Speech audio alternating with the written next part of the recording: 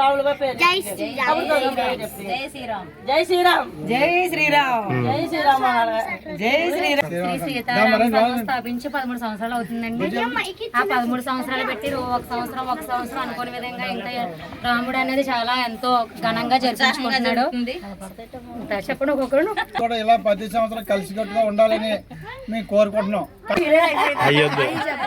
సత్యమైన దేవుడు అని నమ్మి పిల్లలు లేని వాళ్ళకి దేవుడు కూడా పిల్లల్ని కలగజేసి ఆ దేవుడి మీద ఇంకా నమ్మకం కలిగేలా చేసుకుంటున్నాడు. కాబట్టి అనుకోని విధంగా కోరికలు తీర్చి ఆ దేవుడికి ఇంకా చాలా మంది భక్తులు కానుకలు అనేవి సమర్పించుకుంటున్నారు అనమాట. ఒక సంవత్సరం నుంచి అనుకోని విధంగా జరుగుతుంది అనమాట ఉత్సవం అనేది.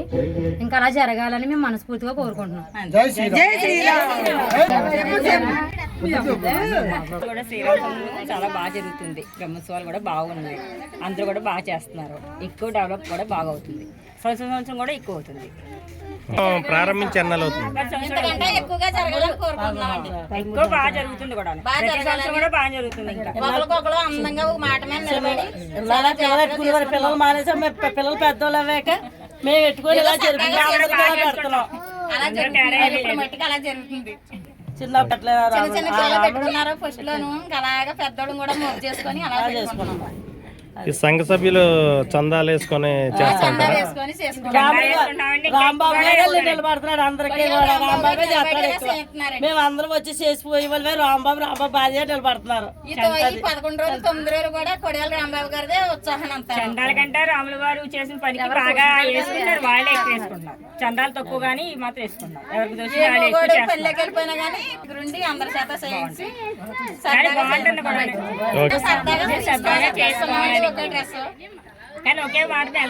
ఒకే కమిటీ వాళ్ళు ఒకే డ్రెస్ తీసుకున్నారు.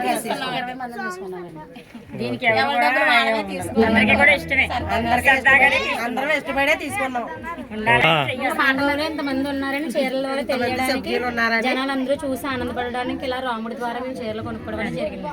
60 మంది ఉంటారు. 60 మంది సభ్యులు తీసుకున్నారు. 60 మంది